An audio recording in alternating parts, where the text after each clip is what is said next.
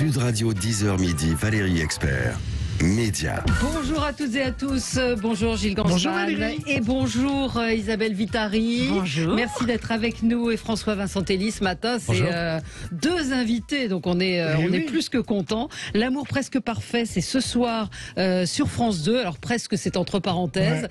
C'est une pas série. Presque bien, c'est super bien. C'est super bien. C'est comédie. Oui. Non mais vraiment, c'est une comédie romantique sur 6 épisodes. Donc en plus, souvent quand ça s'arrête les comédies romantiques, on se dit j'aurais bien aimé que ça continue. Là, on s'attach au personnage. Et il y a du rebondissement. C'est entre Sex and the City, Emily in Paris. Il y a un peu cette ambiance-là.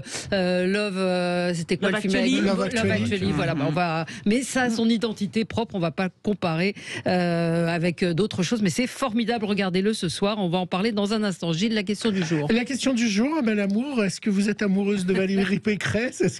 Ou presque Valérie Pécresse? Elle était hier soir sur BFM dans La France dans les yeux. On aura l'audience à 11h. Vous savez, sur les chaînes TNT, on n'a pas l'audience. Est-ce que vous avez été convaincu? Nos auditeurs qui votent en masse disent non à 95%. Je n'avais pas vu le sondage, je le découvre en direct. Non à 95%. Oui à 5%. Ils votent pas Valérie Pécresse, nos auditeurs. Non, ils votent pas Valérie Pécresse. Vous avez regardé? Vous regardez la télé? Non. Moi j'ai regardé, ouais. C'est vrai? Vous avez Moi, je pensé quoi? regarde tous les. Je les écoute et puis je me dis franchement, je crois qu'ils sont sincères tous. C'est ça le pire. C'est vrai, c'est ironique parce que non, mais je crois qu'ils ont envie de faire des choses, mais ils croient à ce qu'ils disent. j'ai l'impression. Sinon, je vois pas l'intérêt d'être aussi détesté et aussi. Parce que je sais pas, il y a un truc qui m'étonne dans ce métier de vouloir diriger, de vouloir être puissant. Enfin, voilà. Mais dans le côté comédien, vous trouvez qu'ils s'expriment bien? Oui, ils sont incroyables. Moi, ils ont réponse à tout. Et ils ont une rapidité de réflexion qui m'épate parce que ils arrivent à retourner les choses. C'est un jeu d'échecs. C'est extraordinaire. Voilà. Et vous regardez comme ça je les regarde émissions? Tout le monde. Je regarde Mélenchon, je regarde Zemmour, je regarde tous les. Et ça vous plaît, oui, si vous le regardez, c'est que ça vous plaît. La question. Ce qui me plaît, c'est de voir des choses qui moi ça me fascine. Ces gens-là me fascinent parce qu'ils sont extrêmement loin de moi. Et vous regardez quoi? Vous regardez la télé? Vous disiez avant le... Moi j'étais au théâtre, j'étais à la Comédie Française, je suis allée voir Tchekhov, je suis allée voir La Cerisière. C'était magnifique, c'était autre chose. Voilà. Mais vous la regardez la télé ou les plateformes? Quand on dit la télé maintenant, on croit que c'est 1, 2, 3, 4, 5. Moi je regarde tout en replay, je regarde beaucoup de séries françaises, un peu ce qui se fait, je regarde tout, jette un œil sur tout. Avec en replay, Mes chers voisins, dans lesquels vous aviez un des rôles principaux, ça on peut dire qu'on voit toutes les saisons, vous voit vieillir, puis rajeunir, vieillir. C'est dingue. J'étais enceinte, j'ai tout fait là-dedans. Voilà. Et François-Vincent Telly, non, moi j'ai pas la télé, mais je regarde effectivement. Comment vous regardez? En replay ou sur. Oui, mais hier, vous avez regardé comment? Sur l'iPad? J'ai l'iPad et j'ai toutes les chaînes, en fait. J'ai la télé.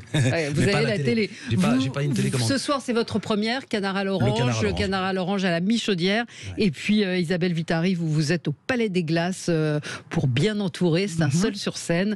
Et on va en reparler dans un instant. On passe au zapping. Sud Radio 10h midi, Média, l'instant zapping. Fini les tapas, bonjour les tapes sur les fesses pour Jean-Michel Blanquer, mis au coin pour dilettante. Hier, il est venu s'expliquer sur la polémique de ses vacances à Ibiza. Vous avez suivi ça. Pour 4 petits jours, seulement 4 petits jours. C'est très paradoxal aujourd'hui pour moi d'être un peu sur le banc des accusés alors que je travaille 7 jours sur 7, 24 heures sur 24 sur le sujet. J'ai pris 4 jours de vacances. J'ai travaillé pendant mes 4 jours de vacances. Donc, je crois pas qu'il y a là véritablement matière à accusation. Par contre, je comprends le symbole d'Ibiza. Bon, l'hiver, c'est pas du tout comme l'été. J'étais juste en plein air, en lien avec le gouvernement, le cabinet et les interlocuteurs, comme d'ailleurs la chronologie le montre. Ouais, vous disiez quoi, François? Non, je comprends pas qu'ils n'ont pas des gens autour d'eux qui leur disent non, vas-y, pars pas 4 jours à Ibiza, c'est pas le moment. Ouais. C'est juste ça. Après, effectivement, que il a sûrement continué à travailler, qu'il a pas été en boîte de nuit, c'est fermé, il a pas pris des drogues dures. Mais en revanche, tu te dis, mais pourquoi pourquoi tu fais ça? Parce qu'il n'a pas beaucoup de vacances. Mais non. C'est le symbole d'Ibiza. Ibiza, La Roche-sur-Yon, alors. Tu mets tout ça dans tu dis école va mal, Covid, Ibiza et tout, il n'y a pas un truc qui choque dans le machin? Non, on ne va pas à Ibiza, quoi. Mais je pense que peut-être qu'il connaissait, il allait chez des amis, qu'il connaissait l'endroit et que il sait que ça peut ne pas avoir c'est pas la fête à Ibiza. On peut sûr que non, bien sûr que non, bien sûr que c'est pas grave. Donc voilà, mais c'est vrai que le symbole est compliqué. J'ai hâte de voir demain les manifs, parce que vous savez, c'est une nouvelle fois la grève. Je pense qu'il va y avoir des tongs, des t-shirts. Du mixage. Je pense qu'il y a du mixage façon Ibiza. Lui aussi, il a été mis au coin par Valérie Pécresse. Hier, cette séquence incroyable de Jean-Jacques Bourdin, qui est donc accusé d'agression sexuelle. Il a été maintenu par BFM à la présentation de ce nouveau rendez-vous politique, La France dans les yeux. Résultat, à peine 4 secondes après le générique, l'invité de l'émission, Valérie Pécresse, a fait les yeux dans les yeux, une mise au point sur sa présence. Avant de commencer l'émission, j'aurais voulu dire quelques mots.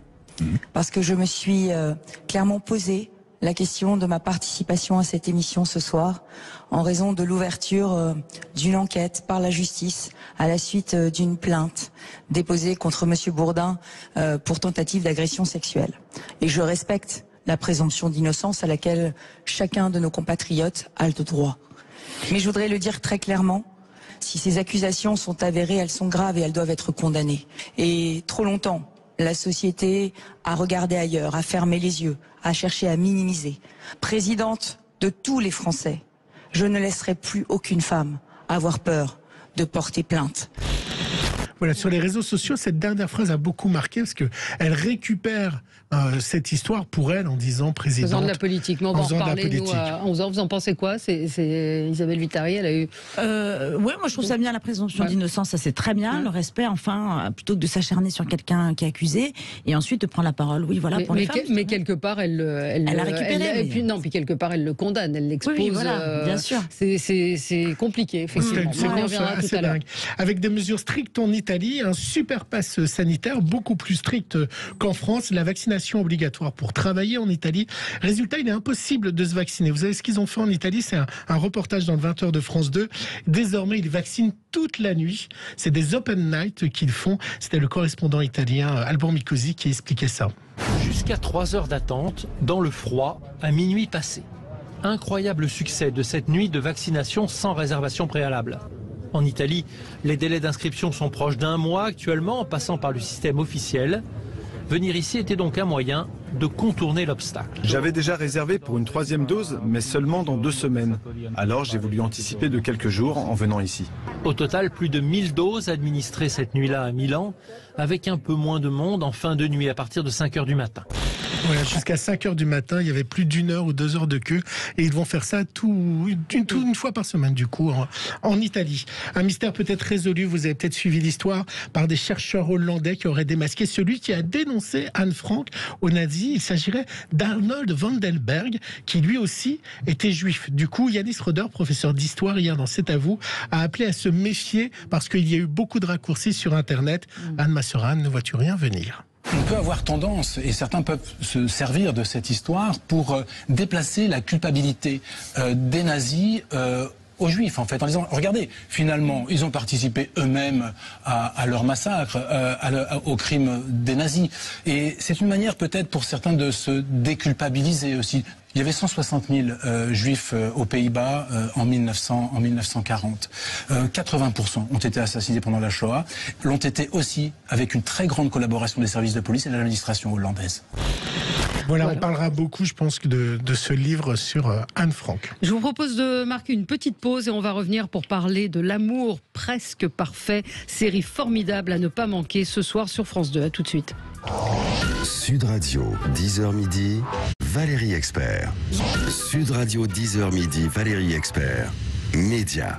Et on est ensemble avec vous, avec François Vincentelli et Isabelle Vittari. Alors je rappelle que François Vincentelli est au théâtre à partir de ce soir, théâtre de la Michodière, avec la formidable pièce Le Canard à l'orange. Et puis vous êtes sur scène toute seule. Pour lequel il a eu un Molière. Absolument, madame. Vous étiez venu juste avant d'ailleurs. Ouais. Donc venez me voir, mais pas le mercredi. Parce que le mercredi, c'est L'amour presque parfait. C'est l'amour, oui, mais là on donne votre actualité. Et l'amour sous algorithme, c'est c'est ce qui va suivre après L'amour presque parfait. Isabelle Vitari, vous êtes au Palais des Glaces, bien entourée. Ce soir, L'amour presque parfait, je disais, c'est très différent dans le ton. Ça a un côté un peu comédie romantique américaine. Absolument. Les patrons, Armel et Emmanuel Patron, qui ont écrit la série, se sont vachement inspirés de toutes ces séries. Et puis ils ont un œil très aiguisé sur la société. Puis ils sont drôles, quoi. Ils ont un humour très actuel. C'est réalisé par Pascal Pouzadou. Alors c'est sa première réalisation au cinéma, au théâtre, décidément, je ne veux pas dire moi. Il n'en voit rien. À la télé, et elle sait évidemment faire monter des comédies comme celle-là. Exactement. Elle a pris soin de nous. Elle nous a déjà rassemblés. On a fait beaucoup de répétitions. On est allé chez François tout un week-end. Il nous a invités chez lui pour se faire connaissance. Il s'est passé quoi? Dites-nous qu'on est. On a fait connaissance, on s'est marré, on a bu des coups. Vous avez cuisiné? Bien sûr. Alice Dufour, qui joue aussi dans la série. J'aime ça. Donc c'est pas très politiquement correct. C'est justement un ton assez cash sur les relations hommes-femmes, avec vous qui êtes un peu, on va le dire, un peu chaudasse. Non, je dirais croqueuse d'homme. Parce que chaudasse, c'est un côté un peu négatif. Oui, parce que l'homme c'est le donjon, la fille c'est la chaudasse. Elle est croqueuse d'homme. Elle a sa sexualité qu'elle assume pleinement, mais avec énormément de bienveillance envers les hommes. Des hommes mariés et parfois même deux. Oui, voire trois.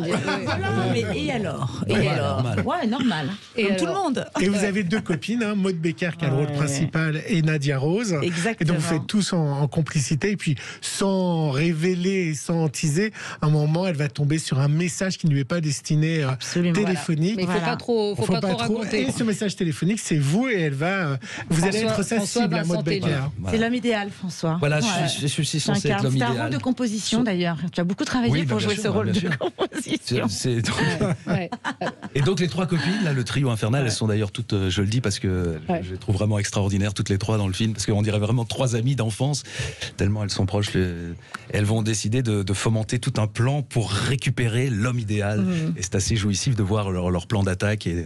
Oui, les stratégies, les dialogues sont hyper drôles, très très bien écrits. Ça vous est arrivé dans la vraie vie d'être la cible de femmes ou de choses comme ça qui se sont dit je veux Vincent Telly dans ma vie ou dans mon lit? Non, vous ne les voyez pas venir. Non, peut-être, mais je ne me les ai pas vus venir parce que je suis très très naïf. Oui. Non, je ne sais pas, peut-être. Peut-être, vous ne voulez pas en dire plus? Non. Donc oui. Il y a Tom Leb aussi. Bah oui. Voilà. Et Tom Leb, c'est le beau gosse. Enfin, vous aussi, vous êtes très beau. Mais c'est le beau gosse jeune, on va dire. Et moi, je suis le beau gosse un peu plus mûr. Voilà. Et donc, il y en a pour tous les goûts. Et donc, c'est ce qui est amusant, c'est que le personnage de Jules, donc interprété par Maud Becker, va vraiment être un peu entre ces deux. Mais le problème, et ça on peut le dire, c'est que son colocataire Tom Leb se fait passer pour un gay. Non, c'est au tout début. Il n'aime pas les femmes. Oui, on le sait dès le début. En fait, il est hétéro, il se fait passer pour. Ah ouais, oui, dès le début. C'est dès le début. Et c'est dans la bande-annonce. Vous voulez qu'on l'écoute? Ah oui, allez, on écoute la bande-annonce. En un seul coup, t'es célibataire, au chômage et à la rue. Rappelez-moi pourquoi je me confie à vous déjà. On était seuls amis. T'as pas le choix. Une bonne vieille coloc. J'ai pris un gay, ça évite les tensions sexuelles. Il ment pour un appart. J'ai un peu de mal à faire semblant d'être gay. Moi, je veux pas finir ma vie seule à galocher mon chien. Elle ment pour pécho. Moi, c'est Max. Enchanté. Julie. Bonjour, docteur.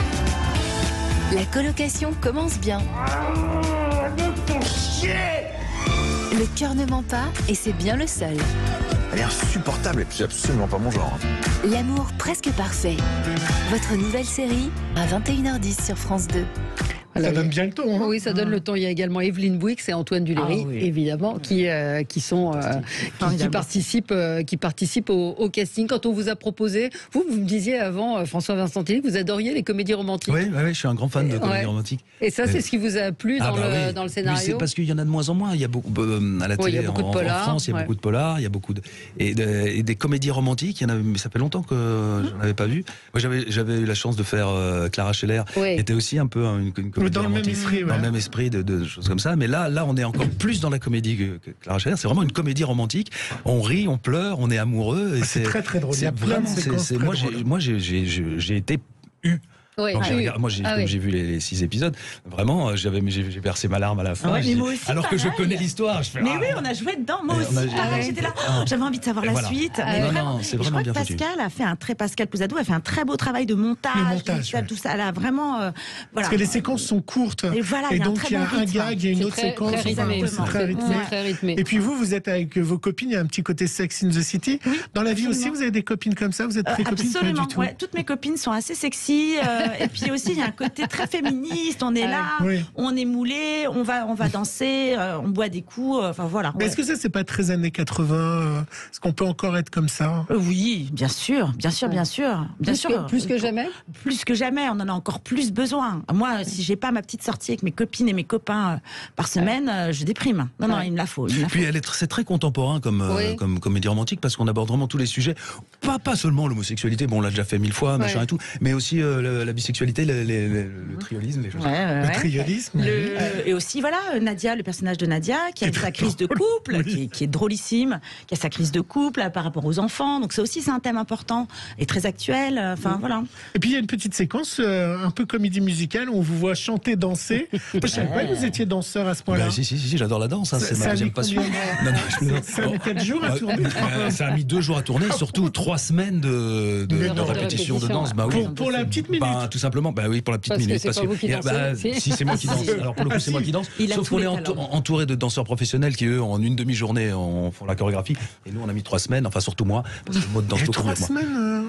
3 semaines. Bon, pas 3 semaines tous les jours. On a dû faire 5 séances de 2 heures de danse. Et ça se sent, franchement, vous dansez très bien. Vraiment, c'est très bien.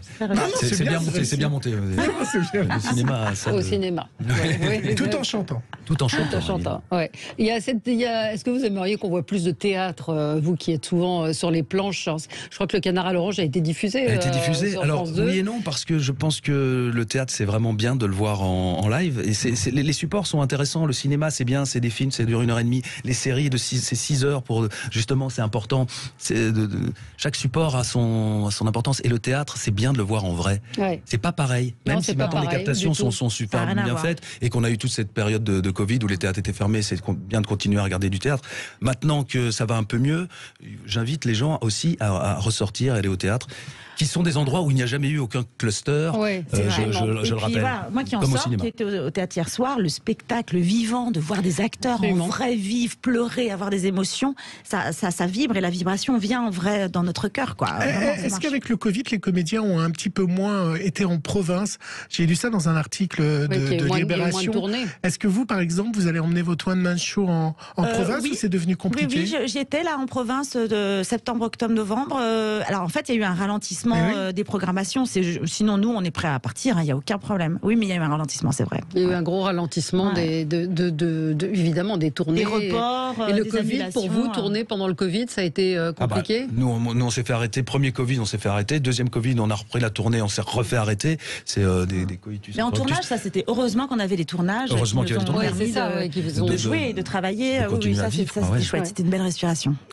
Et est-ce qu'il y aura une saison 2 on l'espère. De l'amour presque parfait, parce que le presque est entre parenthèses, parce que l'amour, est-ce que l'amour peut être parfait? Voilà. Donc mais là, il y en a pour tous les goûts. C'est vrai que il y a tous les amours possibles sont dans cette comédie romantique. Tout le monde s'y retrouvera. Et on a l'impression que les comédiens font beaucoup plus de télé que de cinéma maintenant. C'est-à-dire qu'on voit beaucoup, on vous voit beaucoup à la télévision dans différents rôles. Mais c'est pas qu'un choix. C'est-à-dire qu'à un moment donné, il y a aussi des acteurs qui vont au cinéma parce que le cinéma, c'est un milieu un peu plus fermé, on n'y est pas invité. Oui, mais les gens du cinéma viennent à la télé, mais je trouve que de plus en plus, ou même vous, on vous voit presque pas au cinéma, on a l'impression que la barrière n'est pas ouverte de l'autre côté. Oui, après, honnêtement, moi, je fais tellement de choses intéressantes à la télé, que ce soit Hard, la série que je faisais, ou des choses comme ça, ou des comédies romantiques, moi, j'ai pas vraiment de frustration d'aller faire autre chose. Ça vous attire pas le grand écran? Si, bien sûr, j'adorerais. J'ai fait quelques films quand même. Vous avez fait quelques films, et puis plutôt des trucs bien. L'exercice de l'État de Pierre Scheller. Enfin, c'est des choses que je revendique. C'est des vrais choix, quoi. Mais en revanche, bon, ben, sinon. Mais il y a moins de ça reste passes. Toujours.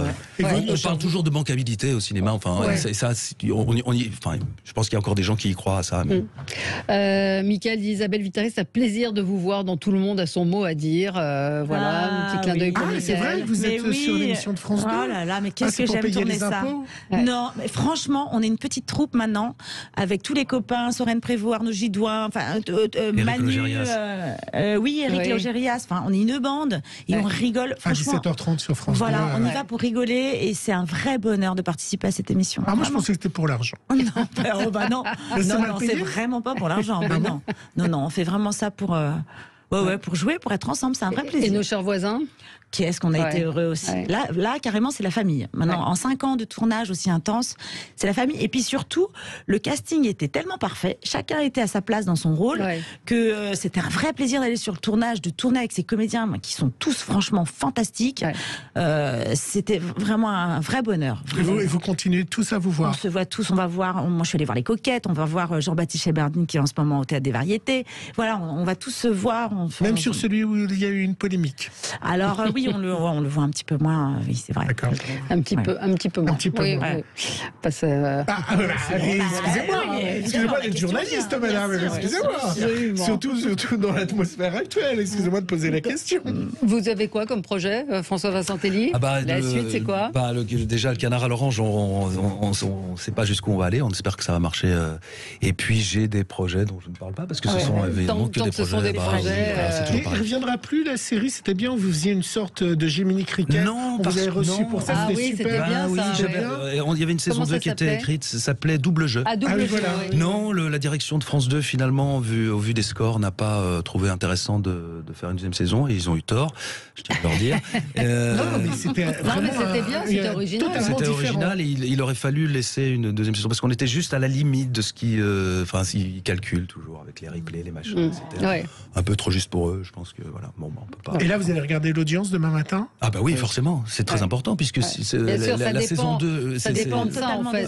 Tout dépend, on est très, très là-dessus. Alors on compte sur vous, mesdames. Il faut absolument, mais regardez-le, parce que c'est différent, et je trouve que la fiction française se renouvelle et arrive à proposer des choses différentes sur le ton, sur la réalisation. Effectivement, le fait d'avoir demandé à Pascal Pouzadou, qui vient du cinéma, de réaliser cette série, ça donne une dimension différente. Pascal Pouzadou a vraiment le rythme de la comédie. Elle sait faire ça. C'est un rythme particulier, et Pascal Pouzadou, elle l'a. On l'a pas, et là, donc ça, c'est... Non, mais c'est vrai que ça serait sur Netflix, tout le monde serait dithyrambique en disant génie, etc. Et là, pour une fois que c'est français et que c'est sur une chaîne française, disons-le, que c'est une série qui pourrait être sur vraiment les plateformes. On parlait du cinéma. C'est vrai que le cinéma, parfois, on se demande comment certains films arrivent au cinéma, et on voit des fictions qui sont beaucoup mieux, beaucoup plus. Moi, on me pose aussi souvent la question sur alors le cinéma. Je dis mais franchement, moi, à la télévision, je suis très heureuse, et il y a des projets de plus en plus qualitatifs. On s'éclate à la télé maintenant en tant qu'acteur, quoi, vraiment. Et surtout développer un personnage sur 6 heures, c'est quand même très agréable, plus qu'en 1h30. Enfin, même si en 1h30, encore une fois, c'est le format qui fait... En tout cas, on sent que vous êtes bien amusés. Ça se sent quand on regarde la série. Mais ne commencez pas la série, sinon vous allez rester accro. Vous allez voir, c'est impossible de lâcher. Alors, il paraît qu'on peut binge-watcher la série sur la plateforme Salto. C'est ça. Moi, je ne l'ai pas vu sur Salto. Non, c'est sur France2.fr. On peut regarder toute la série dès maintenant. Et puis ce sera comptabilisé évidemment dans les audiences. Voilà. François Vincentelli, Isabelle Vitari, merci d'être venus ce soir, 21h05, France 2, l'amour presque parfait. Franchement, si vous en avez marre du Covid, de l'ambiance et tout ça, c'est une parenthèse enchantée. Vous allez rire, peut-être pleurer, mais surtout rire. En tout cas, avec cette fiction de France 2. Merci à tous les deux. Et nous, on se retrouve dans un tout petit instant sur Sud Radio.